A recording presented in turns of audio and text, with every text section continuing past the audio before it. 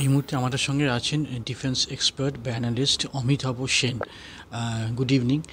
একটা প্রশ্ন উঠে আসছে যে about the military strength of Bangladesh.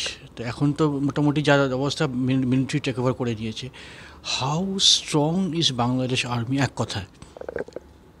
Bangladesh army is not at all strong. They cannot withstand our cannon for 2 hours. 2 ঘন্টা যদি আমার কামান গুমগুম গুমগুম করে, তাতে ক্ষমতা নেই কোনো কিছু শোনে। ওরা কিচ্ছু করতে পারবে না, ওদের কোনো ক্ষমতা নেই, ওদের ডিফেন্স প্রোডাকশান নেই, কোনো কিচ্ছু। ডিফেন্সের সবথেকে বড় জিনিস হচ্ছে লজিস্টিক্স অ্যান্ড সাপ্লাই। তার জন্য দরকার ডিফেন্স প্রোডাকশান।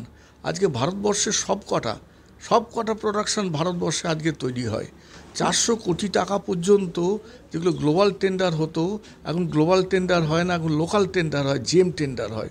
ভারতবর্ষের ছেলেরা সব কিছু অস্ত্র তৈরি করছে।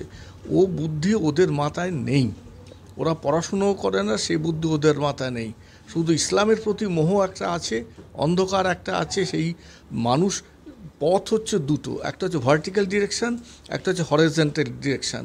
যত মত তত পথ হচ্ছে ভার্টিক্যাল ডিরেকশান। অসংখ্য বন্ধন মাঝে মহানন্দময় লভিব মুক্তির স্বাদ, সেটা হচ্ছে হরিজন্টাল ডিরেকশান। ভারতবর্ষের হিন্দুরা, ভারতবর্ষের ছেলেরা হরিজন্টাল ভার্টিক্যাল দুটো সাইডেই তারা এক্সপার্ট। এই জিনিসটা পূর্ববঙ্গে বা পূর্ব পাকিস্তান, বর্তমান বাংলাদেশ, সেখানে নেই, আদৌ নেই।